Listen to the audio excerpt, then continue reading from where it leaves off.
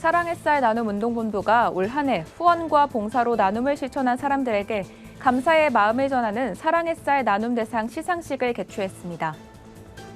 서울 강남의 서울교회가 창립 30주년을 기념하는 감사 예배를 열었습니다. 교회는 이날을 계기로 오랜 갈등을 종결하고 회복을 다짐했습니다. 개혁주의 생명신학회가 정기 학술 대회를 열고 위드 코로나 시대 개혁주의 목회 방향을 논의했습니다. 패션을 통해 복음을 전하는 기업 소어리움이 추위에 취약한 노숙인들을 위한 방한용품 선물 펀딩을 진행 중입니다. 국제구호개발 NGO 월드비전이 전쟁 피해 아동의 현실을 알리는 기브 어 나이스 데이 캠페인에 나섭니다.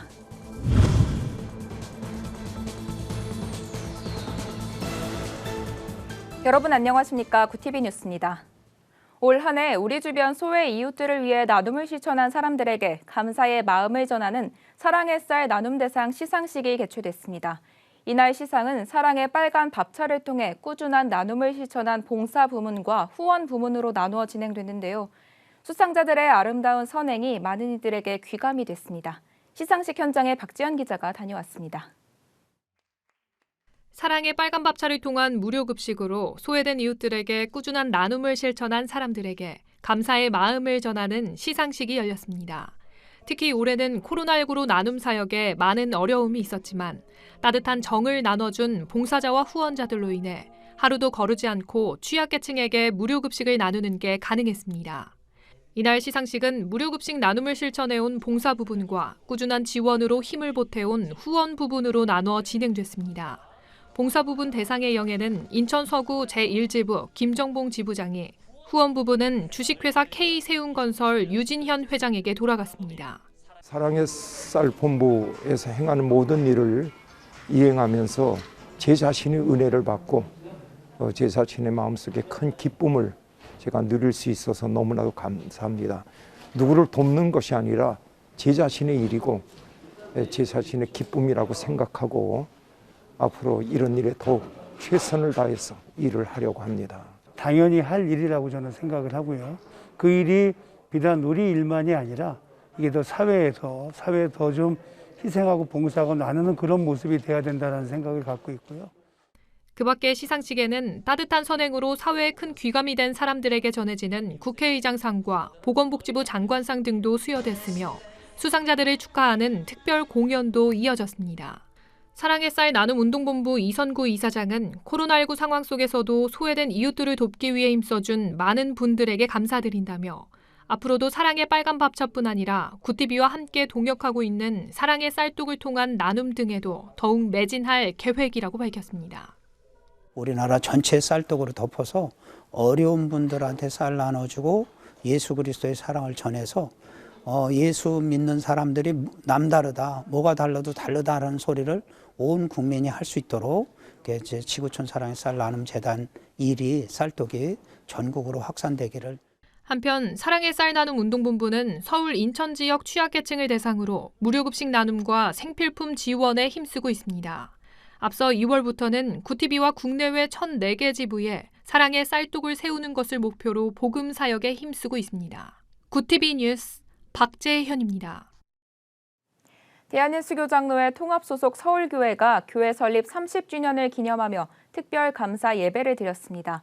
교회 내 법적 분쟁 등으로 빚어진 지난 5년 동안의 갈등이 마무리되면서 교회의 회복을 위한 첫걸음을 내딛었다는 데서 더욱 의미가 깊은데요. 교회는 제3대 위임 목사로 청빙한 손다링 목사의 심의 아래 새로운 회복의 장을 열어가게 될 것으로 기대를 모으고 있습니다. 조희연 기자가 취재했습니다. 지난 주일 대한예수교 장로회 통합 소속 서울교회가 창립 30주년 기념 예배를 열었습니다. 서울교회는 교회 내부 갈등으로 5년간 홍역을 치러왔지만 최근 총회 차원에서의 적극적인 중재로 합의가 이뤄지면서 갈등이 마무리됐습니다. 이에 서울교회는 회복을 다짐하는 한편 창립 30주년을 기념하기 위해 성도들의 24시간 릴레이 기도회인 사명자 대회와 특별 새벽 기도회 등을 진행했습니다. 30주년 기념 행사의 마지막 일정으로 진행된 특별 감사 예배에서는 예장통합 총회장 류영모 목사가 설교자로 나서 교회가 희망입니다라는 주제로 말씀을 전했습니다. 교회 주인은 우리 주 예수 그리스도이십니다. 어떤 위기 속에서도 우리 주님이 지키십니다. 음부의 권세가 이기지 못합니다. 우리 교회는 세상의 희망입니다. 그 희망을 만들어가기 위해서 우린 손해보는 자리, 그 자리 내가 먼저 달려가는 것입니다.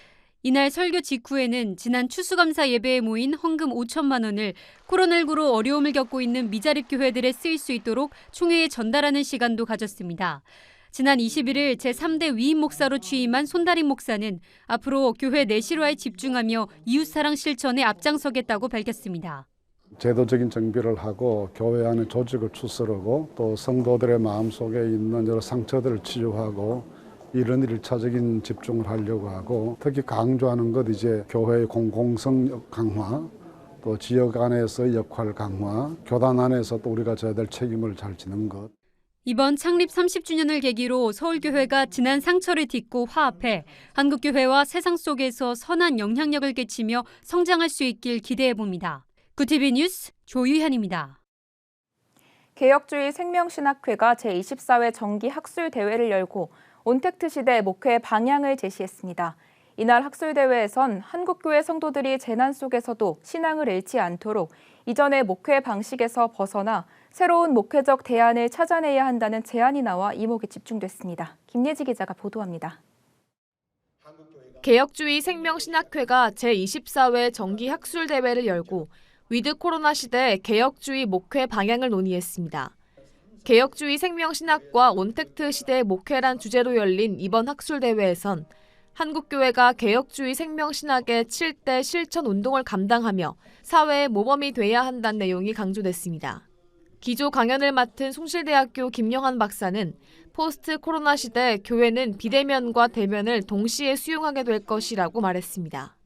첨단 정보와 삶의 방식을 마치 플랫폼을 형성하면서 그것을 전부 다 수용하면서 오늘날 선교를 해야 하고 현장 선교사의 파송뿐만 아니라 사이버 선교의 역할을 개혁교회가 할 수 있는데 문화 종교인 기독교만이 이 일을 감당할 수 있기 때문에 김영환 박사는 온라인 교회는 어디까지나 보완적으로 사용돼야 한다며 그러기엔 온라인 교회가 현장성을 지키면서 성도들이 목회자의 지도 아래 신앙생활을 할 수 있어야 한다고 설명했습니다.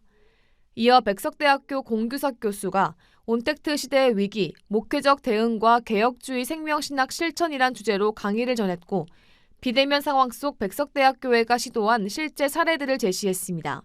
공 교수는 드라이브인 워십과 온라인 성경 읽기, 교회학교 회복 프로그램 등을 통해 교회가 재난 속에서도 신앙을 잃지 않도록 힘써왔다고 강조했습니다.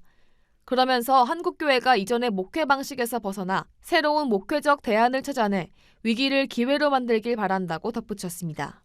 모두가 고통스러워하는 팬데믹의 상황에서 교회는 내적으로 신앙을 성숙하게 하고 외적으로는 이웃을 돌보는 나눈 일에 힘을 모아야겠습니다. 우리 개혁주 생명신학이 재난 이후에 한국교회를 선도하며 한국교회가 사회적 신뢰와 사랑을 회복하는 일에 앞장서야겠습니다. 개혁주의 생명신학회는 한국교회가 생명력을 잃지 않도록 말씀 자체에 집중할 것을 강조했습니다.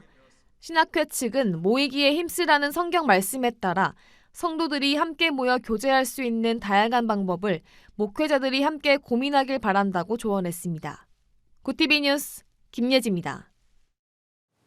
추위에 취약한 노숙인들에게 방한용품을 선물하기 위한 펀딩이 진행 중입니다.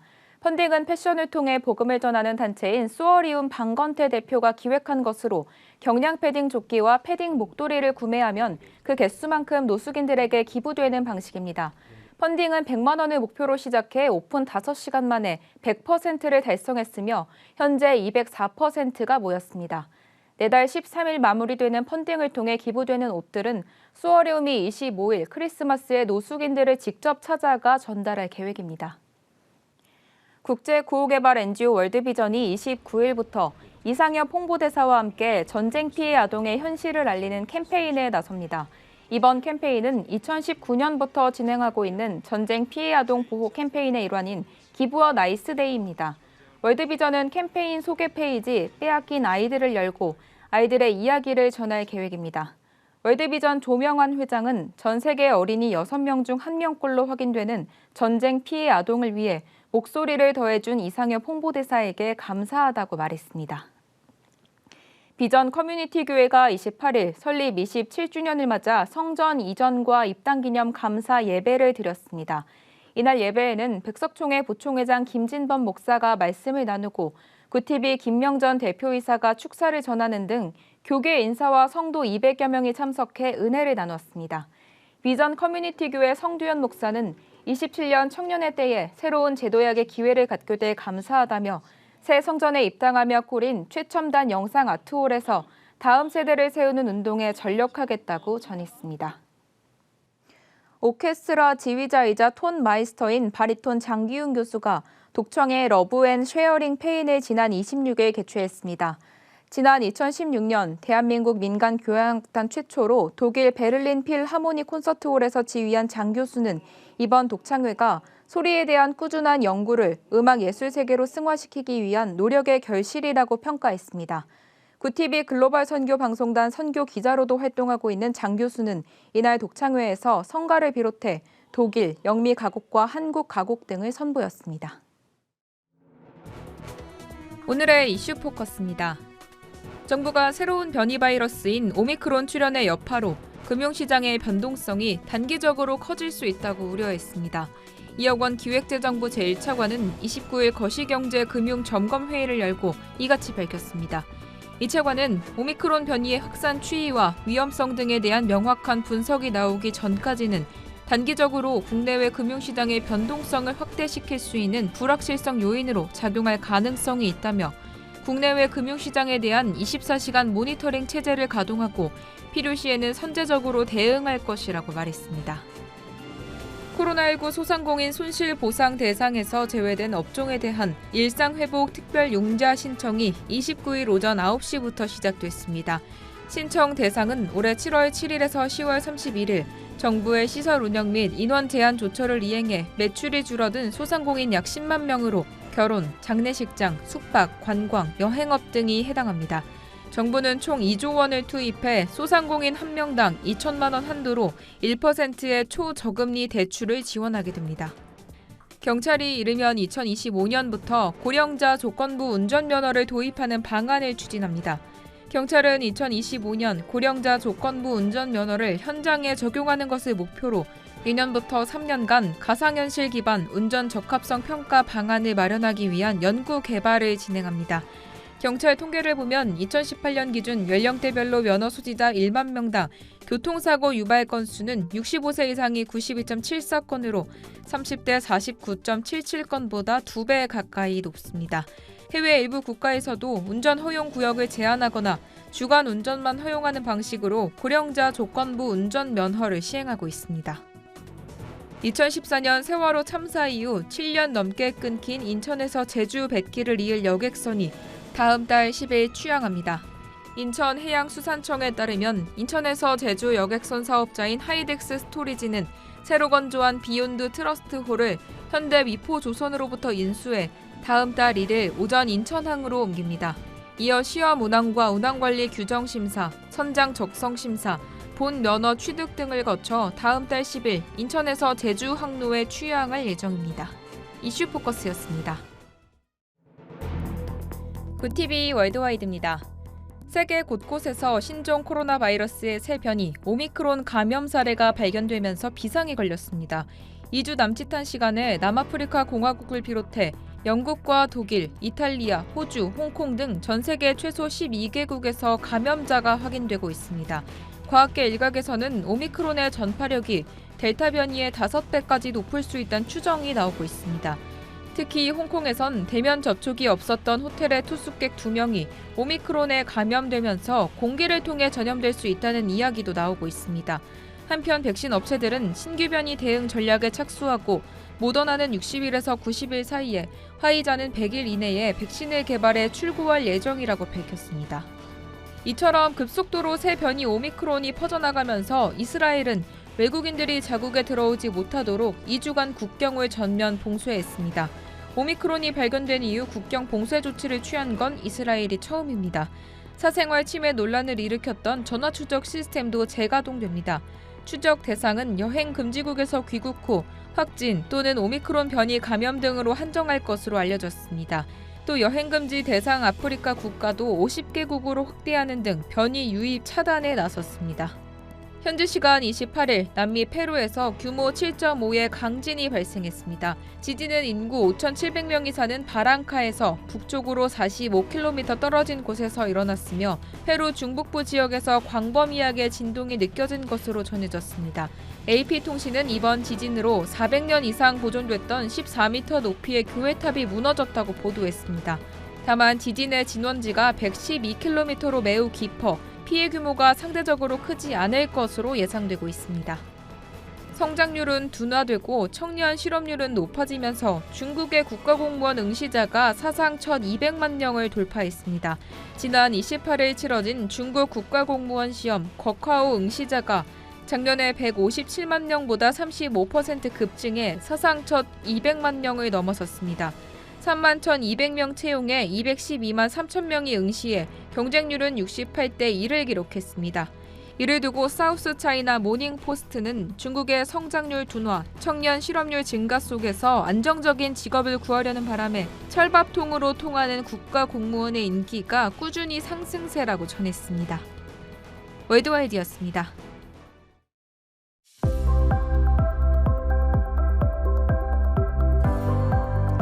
내일은 아침부터 전국 대부분 지역에 비가 내리고 오후부터는 내륙과 산지를 중심으로 눈으로 바뀌어 내리는 곳도 있겠습니다. 이후로는 찬바람이 강하게 불면서 강추위가 밀려올 것으로 보입니다. 급격한 기온 변화에 건강관리 잘 해주셔야겠습니다. 이어서 전국 날씨입니다. 내일 한낮 최고 기온은 서울 10도, 강릉 15도, 대전 11도가 예상됩니다. 남부지방은 부산 15도, 제주는 16도까지 오르겠습니다. 날씨였습니다. 사랑의 쌀 나눔 대상 소식 보도해드렸습니다. 올 한 해 동안 우리 주변 소외 이웃에게 나눔을 실천한 수상자들은 한결같이 사회를 위한 봉사를 할 수 있어 기쁘다고 말합니다.